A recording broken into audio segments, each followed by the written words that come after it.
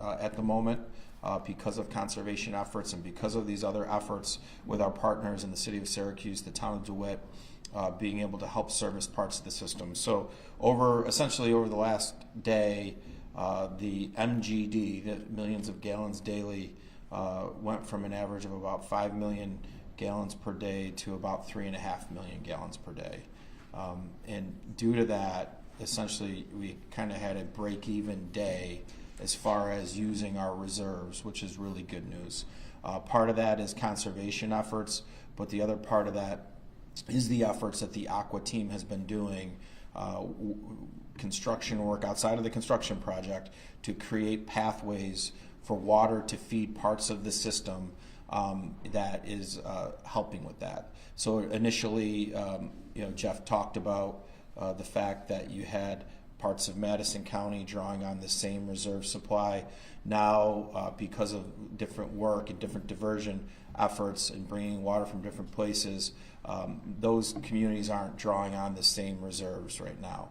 And Jeff talked yesterday about that, and he's going to go through some of this in detail about some of the work they were doing, obviously with the city of Syracuse helping us push more water into DeWitt, which takes pressure off these reserves as well. So these are all really important things. I do want to say, related to the capital repair, there's a lot of different feedback or a lot of different chatter to kind of answer and address some of the different online chatter.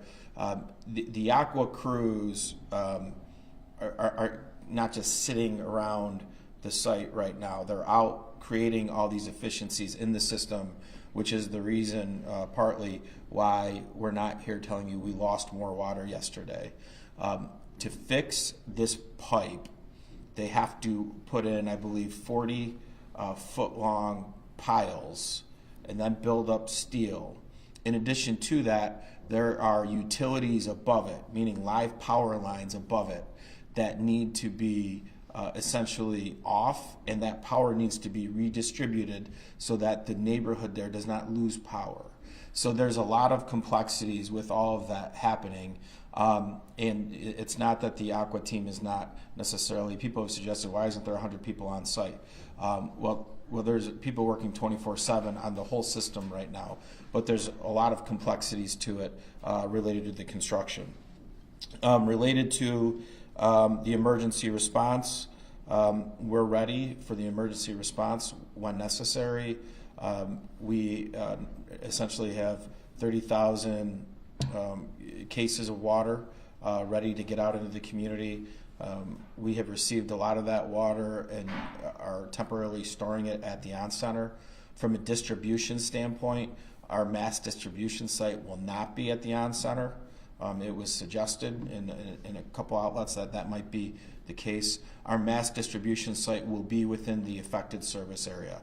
So it will be essentially in Manlius. I'm not going to talk about specifically where that is today for different emergency management reasons, but it's ready to go. When we press the on button, it will be in Manlius, so the affected neighbors in that area will be able to go and do that. In addition to that, we're communicating with all of our senior centers and our medical centers about the needs that they may potentially have and are working through the assessments with them and figuring out where we will plug and play into their emergency planning. Saying that, I wanted Jeff to go over all the different things that they have been doing related to the movement of water, but overall positive news for today. If we can continue this trend, we're cautiously, and I say cautiously, optimistic we can get through this. Jeff? Thank you. Let me start over here with a blow up of our system. So this is our system in the areas that are generally impacted and the areas that are supporting the impacted area. So one of the main things we have done is put in emergency pumping locations here. So I can turn this a little bit this way, but we have 3 different pumps that have gone in. One here in East Syracuse that is actually supporting the northern part of the town of DeWitt with some pressure areas. We've heard good reviews from that. In addition to that is pumping directly into the eastern reservoir that is the impacted reservoir due to the main break. Secondly, we have an emergency pump here in the Chittenango area that is there pumping water from the northern part of our system that is unaffected by the break and pumping it into Chittenango. And finally, we have a third pump in the Collimer area that is pumping water again directly into the eastern reservoir to, as the county executive mentioned, we have stabilized the inflow and outflow into that. I also wanted to highlight with the various arrows here the support that we've received from our partners. As you can see with the green arrows here, the city of Syracuse has been helping us as well as some Atisco Lake water from our system. Both of those efforts together going through the city of Syracuse and then going into DeWitt and even into Fayetteville at this point. And then finally, the city of Oneida has been really, really instrumental in making the far eastern part of our system in water, keeping that in water. That water we initially were sending to Canastota.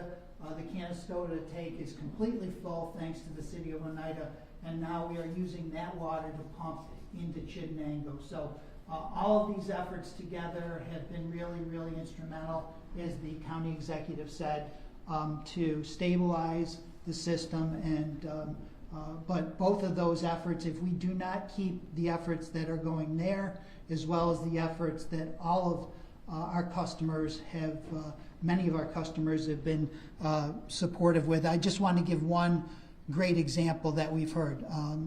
You know, Northeast Medical Center, obviously a huge facility, a lot going on there. We talked to them today. They have actually gotten down to about 50% of the water use that they typically would have, still continuing to keep all of the services. They are still doing dialysis there. They are still having medical treatments there. So that's the type of thing that we're hearing that's really, really impressive, and we are really grateful. Thank you. Questions? So how much, after all of these efforts, how much is left still to ordinary residents to conserve? Well, I think ordinary residents are a big piece of the solution, Michelle. I think without the conservation efforts from everybody, you don't do quick math, right? You're talking about 25 to 30% reductions in water use per day for the impacted areas. And so that's significant, right? Some of that we know are commercial customers that are working to get water elsewhere, but I think your common household has a big impact on that. And the challenge being, if we can stay where we are right now in these ranges, we can probably crawl through this. In the event that something is to change and conservation efforts go by the wayside, we're going to be probably right back where we were, where we're using more per day than we're putting back in, and that means, you know, we're at the mercy of the construction project timing, and that's why we're planning on the emergency management side. And roughly, just to put a little finer point on that, roughly 2/3 of the demand in our system is from residential customers as opposed to industrial and commercial. So residential conservation is absolutely critical. Are there practical things you can tell people beyond what you said already about, you know, should people have their holiday party somewhere else? Should they leave town? You know, should they get a hotel for the weekend? I think related to that, people should just still be mindful of what works in a household. So overall, when you look at the household activities, my understanding is that some of the least amount of water usage is related to drinking, right? So that really shouldn't be impacted. But I think most of it kind of goes to the aspects of, you know, conservation on your showers, your laundry, your dishwashers, whatnot. Maybe we go to paper and plastic for our holiday parties. But overall, I think people can make impacts in those areas. I don't think we're at a point where we're saying people should not, in the Manlius should leave Manlius to go celebrate Christmas or Hanukkah or New Year's, right? What about commercial businesses that are not industrial but restaurants? Do you have more specific guidance for them about? Our health department has given out guidance that the same standards, and we will be sending out a reminder on this for restaurants. The same standards are in place to remain in compliance with health regulations. I think overall, these entities, I think Jeff highlighted, obviously, very big medical complex, right? Big user of water. I think overall, these restaurants should look at that. Now, I think in the severely impacted areas, probably not as many restaurants in those areas, but I think overall, folks should look at modifying their behavior to conserve water. That's, and again, if that means temporarily going to paper or plastic at a restaurant so you're not washing as many dishes, those are common sense things that I think the public will understand for a week or two, right? And one of the simple things they can do, is maybe you don't set the water out immediately for customers. You wait for a customer to ask if they want water. I think that's a relatively simple thing that could collectively have some impact. So, yes. Can you talk about fire companies bringing in tankers, specifically which agencies are relying on this over hydrants and which stations have required assistance? Yeah, so it's Fayetteville, Manlius, DeWitt, East Syracuse, Kirkville, Manoa, I believe, off the top of my head. Like we said before, we've been working with them since we found out about this from Aqua over the weekend. And like this isn't unusual for them. Most of them already had what we call tanker boxes or tanker response plans built into 911 to have those assets brought. The change is that they are now immediately activating those response plans upon a reported structure fire, even if it's in a hydrant area, versus before they would only do that if there weren't hydrants in the area. So it's not a major change, or it's not a new concept to these fire companies. We're very lucky that these companies are used to working with that type of situation. And how many trucks have been requested, and which other stations, neighboring stations, are helping? Yeah, so the county has a mutual aid plan that identifies kind of how we all work together. So they have, right now, it's up to each individual fire department to decide what they have on their response plan. But my understanding is most of them have 3 or 4 tankers on their immediate response plan. And then they can request additional assets from anywhere else in the county. 911 is able to query the dispatch system to see where the next closest available tankers are, and they would be cycled through the system like that depending on what their needs are. And how confident are you guys in this plan, especially, I'm sure as we all know, there's a lot of fire spikes when it comes to the holidays. Are you still confident in this plan, say a bunch of fires do spark up when people are making their Christmas dinners? Yeah, I think so, right? I think it's kind of normal workflow for these folks. And the fire trucks that come, an engine, right, that's going to your first fire, that already has water on it, right? So there's already water on site that's not hitting a hydrant. We've worked with Aqua on some time frames and how long they could stay on a hydrant without having major negative impacts on the system to allow time for additional tankers and additional water to come in to that area. So I think right now, from the conversations that our office has had with the fire chiefs, is that they're comfortable with where they are, and if they're not, I'm sure they would let us know, and we'd continue to work with them to bring in more resources for them. And is there any concern of like a kind of a loss of resources for the helping agencies? No, this happens every day. The mutual aid happens every day with structure fires, particularly in areas that don't have hydrants. So there's tankers spread throughout the entire county. There's programs in place with a multi-county. We have a tri-county task force where they can bring in tankers from neighboring counties as well. And I'm wondering, so 27,000 customers, let's just make sure that's distinction, because I've seen there's some confusion. 27,000 customers means what you guys mentioned, we're including business, commercialization. But how many, if you guys have thrown around that number, how many, I mean, everybody in these counties is impacted. I guess we could just look up every area and look at that population. But I mean, how many people do you guys think you're looking at who are making these conservation efforts right now? Well, I think what you've had is you had a system originally that was impacted, which were the 6 towns. Now you have water from other areas coming in to service at least 3 of those towns. Really, you're talking about the the bulk of the town of Manlius and parts of the town of Pompey that are still dependent on the reserves.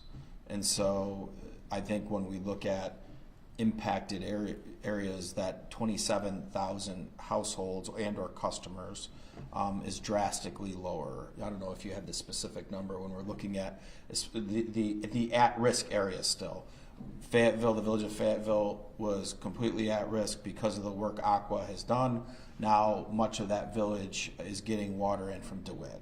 The Madison County piece is now being serviced because of the support from the city of Oneida and the work Aqua did to rework that water there. The city of Syracuse, with Skinny Atlas Water and some of Aqua, Tisco Lake water comes in, that gets backstopped into DeWitt. So DeWitt is no longer essentially, it's in the service area, but what we're considering at risk of going dry, no longer there. So I think overall, you're talking about a more focused area and customer base that is still using the reserves. And the reserves, because of the conservation efforts, are certainly much better. Again, you had a net neutral, if not a little bit of a net positive day. Just to repeat some of that, so I want to make sure I understand what you said. Yep. So do people in DeWitt still need to conserve? That's an absolutely critical point. So yes, the most impacted areas, most at-risk areas, let's put it that way, of going out of water, of going dry, is, let's say, roughly a third of that 27,000. But that 27,000 water conservation effort is absolutely critical to keep that smaller group in water, and quite frankly, to keep those 27,000 folks in water as well. Because if the conservation efforts stop being effective, people relax and go back to their normal operations, that area of most significant impact is going to expand again. So very critical.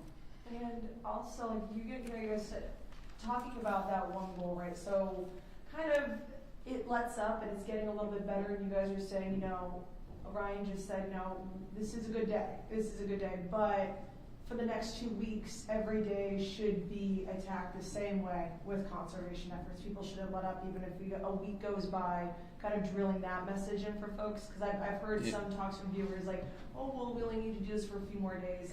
But we all need to keep doing this for the full 2 weeks, correct?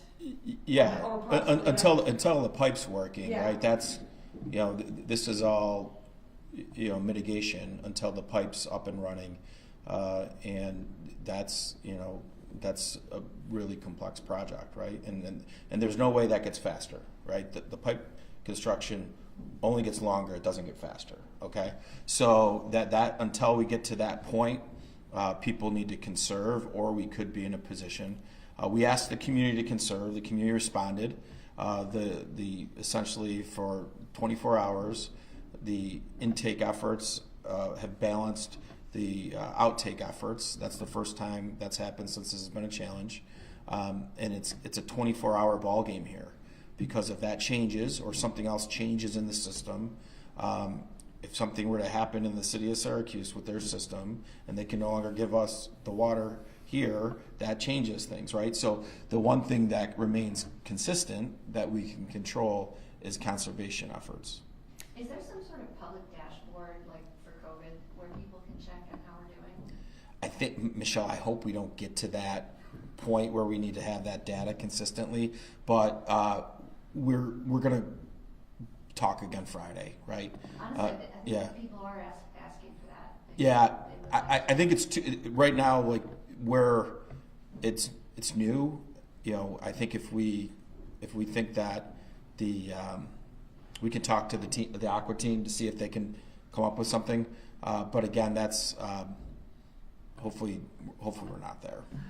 If it's something that we can work with you on, we'd be happy to talk to you about that. We can show numbers, we can show maps. Yep. Let's let their engineers talk about it. That's not. I don't run Aqua. Jeff runs Aqua. We'll let Jeff talk to his engineers. I saw yesterday an excess amount of people were going out and buying a lot of water bottles, distilled water, everything like that. Is this necessary? People can buy water. I think the stores have water, right? Like I think the idea, the one thing we want to say for people, if you're concerned that you're going to run out of water, that's not going to happen. We already have 30,000 cases of water, and we're not going to not procure water in the event that mass distribution is necessary, right? So I think if you're going out and buying water just like you normally do or whatnot, okay, but just there will be water in the event there's a mass distribution emergency. We already have it. It's about us pressing an on button and setting up an emergency response. So you shouldn't feel that there won't be water. But that's a form of conservation. That is a form of conservation, though, to Jeff's point. Is if you're buying drinking bottled water, then you're not drinking it out of the tap, right? So would you recommend that, or? I think it's a form of conservation. If people want to do that, that's one way they can help us conserve, for sure. Absolutely. When you're setting up your distribution, are you expecting that people will have to come to a place? Will they have to bring a jug? Will you distribute by taking it out to them? We would have a mass distribution site similar to a massive testing site during the pandemic or COVID site, setting up potential depending on how long this looks like we would need it. Setting up different mini sites and pockets is still on the table, and certainly looking at senior facilities and potentially setting up infrastructure in partnership with them is on the table. But I think right now we have definitely one massive mass distribution site that's ready to go if necessary. And when this morning, a couple of us, we were in Chittenango, they had giant tankers of potable water that you could bring a gallon Sure. indoors. So I'm sure in the coming days, if it did come to that, there would be instruction on what we can and cannot bring to these areas. Yeah, from a sanitary standpoint, you bring in these tankers of potable water. You can bring in your larger, instruments, 5-gallon jugs, et cetera, and take that and then go back to your house and then, use that for drinking water or sanitary water. But we'll have bottled water in bulk for people related to drinking water. Circling back to my questions earlier about the fire companies and tankers, how long is this contingency plan to last? Dan, you can talk. I think just overall, this is standard protocol for many of them for much of the community. But as long as there's a water issue, I think we're asking that this kind of be the planning moving forward.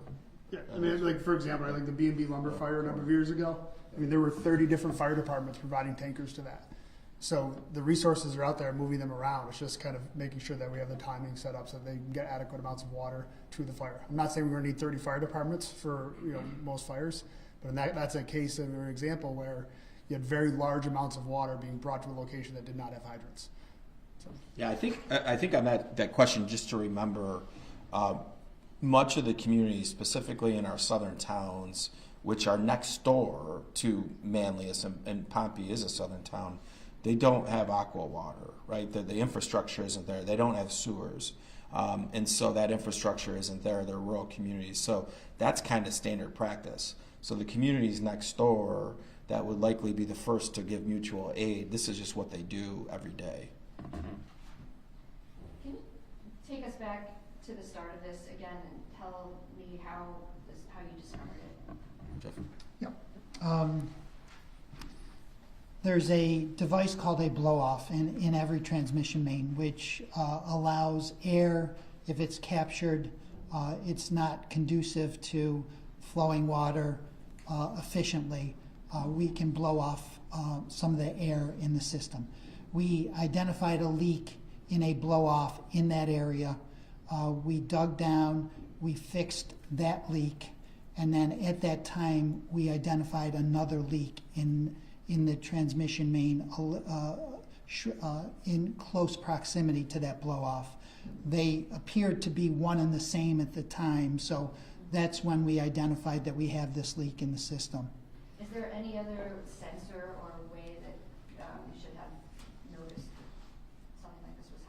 We did have a sensor, and it did identify that particular leak. They were so close together, though, that they appeared to be one leak, which is not unusual. Are these pipes inspected routinely? When was the last time you inspected this? These pipes, we have over 2,200 miles of pipes in our system. We monitor them based on information in our SCADA system that identifies if there is a leak. It is not standard practice to routinely scope every line in every water system to see what the status is. I would say that we have started scoping our largest transmission mains with a sensor ball, essentially. You drop it in, it goes down, it can sense things, and that's in our largest transmission mains, our 54-inch mains coming down from Lake Ontario to Onondaga County. So that's where we're started with. It's a very, very expensive to basically scope a mile or two is multi-million dollars to do that. So we have done the scoping where we think it was appropriate.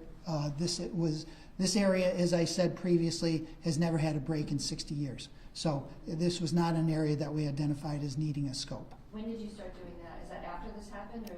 Before. No, it's a very complex process that takes many, many months, if not a year, to plan. So this happened, in other parts of our system. Again, the main 54-inch transmission main a year or two ago.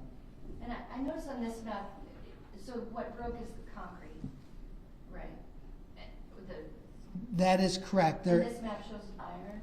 Are you replacing the? We are replacing the iron with, the concrete with iron.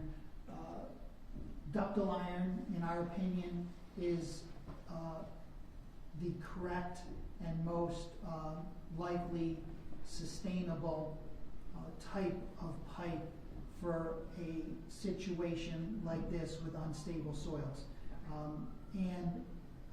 So that's why it was picked to go with ductile iron. Okay. And you talked a little bit about this already, but how is it going? Have you run into any problems with putting the seal or shifting groundwater? It is, as the county executive mentioned, we want to get this thing right. So we are getting we still don't have every piece of metal sheeting that we need to get in. So we want to make sure we do this right the first time. So no issues that we've identified yet, other than making sure we get everything in place to make sure it's done correctly the first time. Is it difficult to get steel or to get the parts that you need on deadline like this? We are driving it, as the county executive said, 40 feet into the earth. That is relatively deep. We need a large piece of equipment to get that done. We are getting dewatering equipment from as far as the Midwest because this is such a high groundwater area. So it is a very, very complex process.